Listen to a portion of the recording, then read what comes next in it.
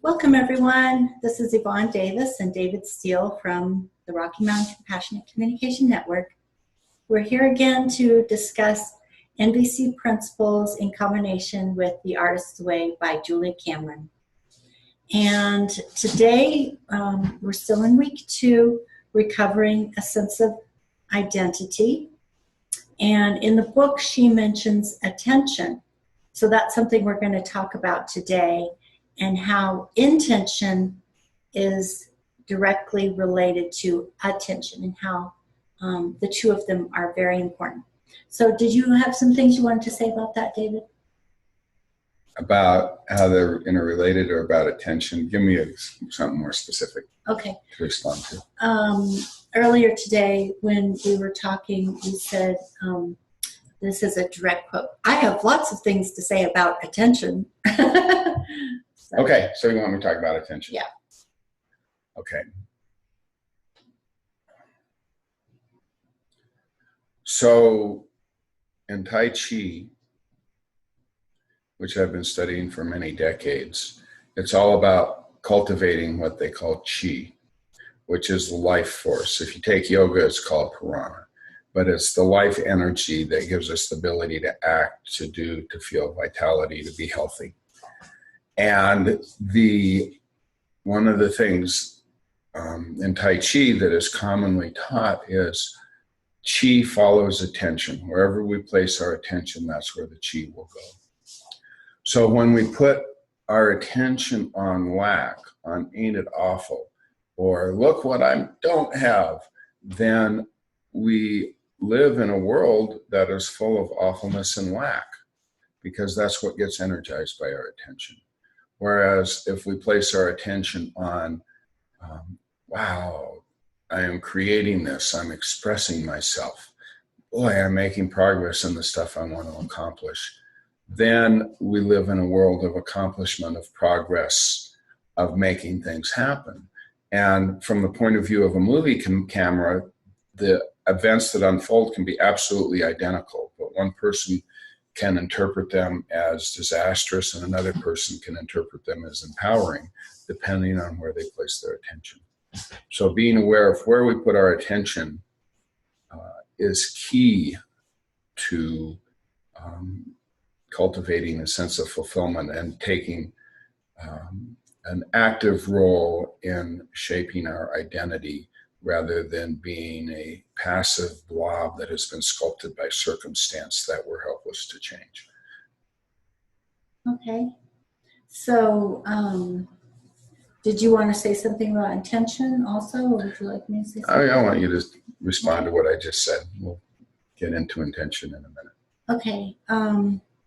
Well, I definitely agreed with everything you said, but there was something coming up in my mind that I feel is also important to mention, which is relates to the NVC principle of observation. And the reason why I think it's so important is because of we have a tendency in our culture to identify some things as good and some things as bad, some things as right and some things as wrong. And when in NVC, when we learn to observe, we truly learn to observe, like the way that a camera observes. And we learn how to distinguish between the observation, which is free of evaluation and judgment. And then over here would be our value judgments, because part of our identity are the things that we value. So we do make judgments based on things that we value, but that has to do with the self. The outer world is just something that we're observing. So when we talk about awareness from an NVC perspective, I think it's important to point out that it's not to imply that if you have a feeling or a thought in your head that something is wrong, something is bad, it shouldn't be this way, ain't it awful, look at what I don't have. It's not about repressing those thoughts and feelings. So attention is a little bit of a tricky word because of the way that we use it. We want to give attention to what's going on inside the self, so that we are able to identify what our values are and to see if our needs are being met or not met based on what we're feeling. But at some point, once we have gone through the self-empathy process, then we have a choice about where we want to place our attention. And like David said, we can place it on the lack, or we can place it on what's happening. So this is why I think it's virtually impossible to talk about attention without also talking about intention, because intention is basically the direction that we intend to move in. And that, again, touches on our values.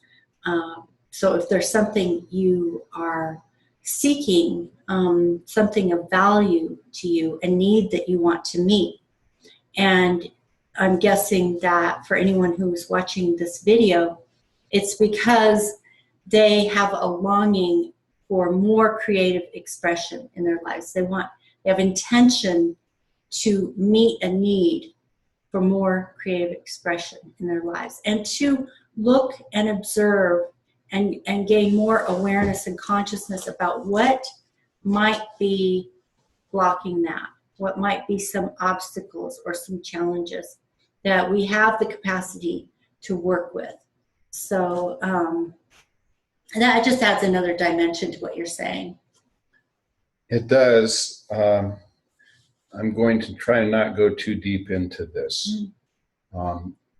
But when you talk about right, wrong thinking, things are not right or wrong, that's such a lightning rod phrase, because some people legitimately believe that that is permission to be immoral.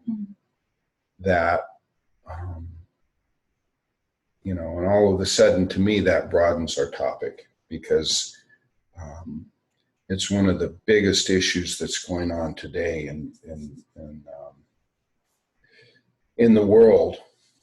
And I feel like I'm already digressing from the topic. So I guess I just want to note that I had a really strong reaction when you said that, and I wanted to say something to clarify it. And then I realized if I got into it too deep, we would totally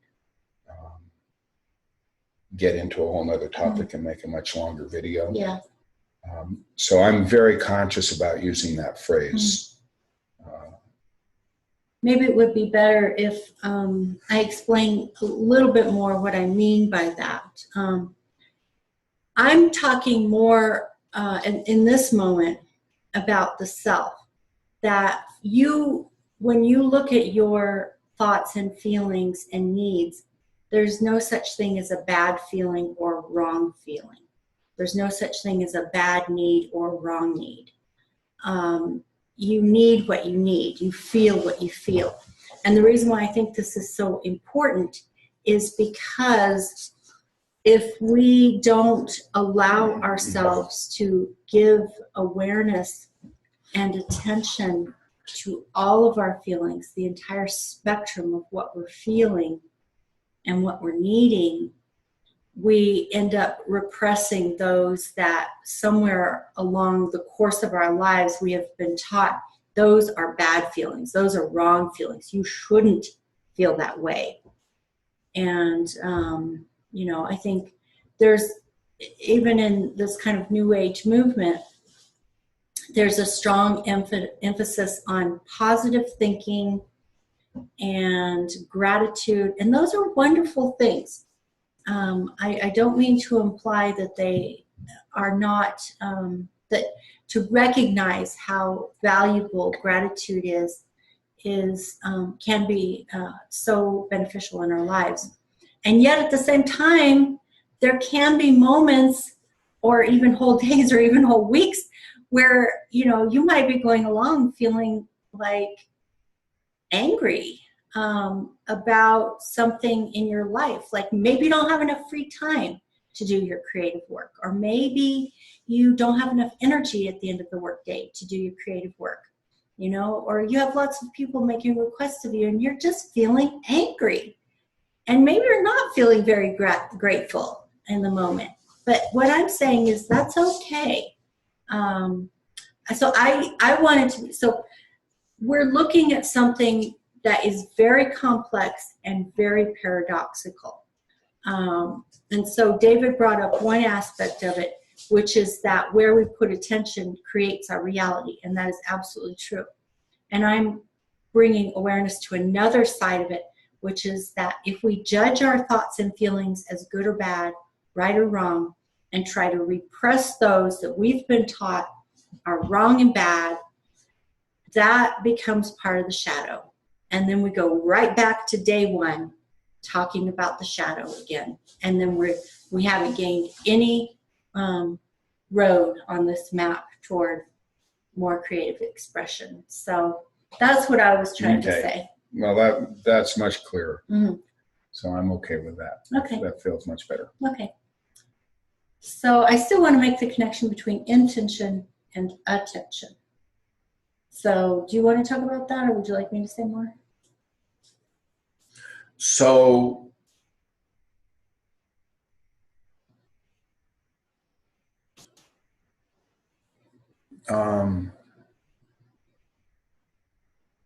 say more. Okay. I didn't mean to. I created a big pause there, but it's because anyhow, just say. Well, maybe, you know, as you're watching this video, maybe you have some thoughts about that yourself, which you are welcome to share in the comments. Even though in the course that I'm doing, Unleash Your Creativity, which you can link to in the description box below, we have a weekly conference call for everyone who's taking the course. But still, as you're watching this video, you may have some thoughts coming up that you want to share, or some questions coming up that you want to share. So, you know, always feel free to put those in the comments below. But anyway. Could you pause for a second? Okay. So I was saying that I think intention and attention are intimately woven together. And the way I view intention is it's something that you intend to do, and usually there's a trajectory. So even though you can have an intention in the present moment, often it's connected to your values and something that you envision at a future date. So for example, if you're doing the artist's way, you might be have an intention to do more drawing, or to do more painting, or to do more writing, or any other creative aspect of your life that you want to bring into fullness. So you have an intention about that. You have a vision. You have a direction that you're moving in, a trajectory. And another word that I use is a goal. So you want to be thinking about that direction and having clarity about it. That's your intention. And then where you place your attention helps you to move toward that intention. So for me, you know, if you don't, this is what I think, that if you don't know where you're going, how do you know if you're going to get there, you know? I mean, and I also would wonder, like, why would someone take a course in NVC or in the Artist's Way without having some intention of what they want this to lead to, whether it's toward more self-awareness, more connection with their outer world, more connection to their creativity, a more easy flowing creative expression, to accomplish some goals and dreams within a certain period of time. So all of that makes sense to me, to have some idea of where you're going. Then you know, why are you taking certain actions, and we'll even make a list of actions that you want to take. So I am encouraging you to think about your intentions, think about the direction that you're moving in, what you would like to accomplish, maybe some goals that you have, and some tasks that you would like to take toward those goals. So that's the way I view intention. And then attention helps us to move toward that intention. So do you want to add anything to that? I do. Because I see intention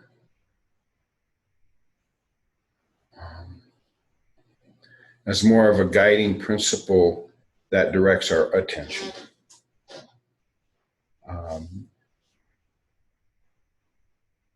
Because attention is really kind of specific. It's what I'm noticing going on in the physical world. Intention is much more abstract. So if my intention, as was a practice of mine, back when we went into the war in Iraq, is I decided I wanted to hear the spirit is everywhere, God is everywhere, however you want to put it, source. And I wanted to hear the voice of spirit in everything that people said. That was my intention, to hear the voice of spirit. And it was very soon after that I became absolutely apolitical. I didn't lean in any direction or have allegiance to any particular political persuasion, because where my attention went when I would hear people talk is to the passion, the legitimacy, the truth in what they were trying to express, rather than whether it was right or wrong, or whether I agreed with it or disagreed. And it made for a much more comfortable world. So the intention, so if you're taking this program, what's your intention? What is it that you want to accomplish? Why are you taking it? And once you get clear on that, then that helps create automatic sort of reflexes that direct our attention. Where the attention goes, the life energy goes. So then we find automatically, when we set our intention with clear conscious deliberation, then our attention draws us to perceptions that nourish and support that intention. Okay. So I'm complete. All right. So, I think David and I have used this word intention in slightly different ways. I don't actually see them as personally as different, but I can see how David might see it as different. That one was more based on a state of being that related to his value system, his sense of identity. Whereas I am talking more about something in physical reality, in this linear physical plane that we exist in, that I would move in a certain way through this linear material physical plane, such that at a later date and time, I can see something manifest that was my intention. So it is a slightly different way of using that word, but I think they're both correct ways of using it. So what I would suggest is, at this moment, or after you finish watching this video, take some time to think about, what is your intention? Why did you want to watch this video? Why did you want to read the book, The Artist's Way? Why do you continue to watch these videos? Why do you want to be part of the conference call if you're in the workshop? What is your intention? I think it's an extremely important question to have clarity about in your own mind. And if you want to, I welcome you to write it in the comments below. What is your intention for being here and doing this program? And that will also help you with your attention. So what I'm thinking is, maybe this is a good place to stop, and then with the next video we'll take up self-awareness, which is very directly connected to all of these topics. Okay, all right. So we're going to bring this to a close now, and we hope that we brought some more clarity and aliveness to these concepts of intention and attention, and how they relate to your own creative self-expression and your own sense of identity. So, as always, I am requesting of you to subscribe. And I want to explain why this is so important, because we are together creating a world of compassion and connection and creative expression. It's not just about the self, it's about creating community. And so when you subscribe to the channel, that makes it possible for more people to access this information about compassionate communication, about creative expression, and create a community in which all people can become their fullest selves. So please subscribe and click like, ring the bell for notifications, and add your comments below. And we will see you again tomorrow. Thank you.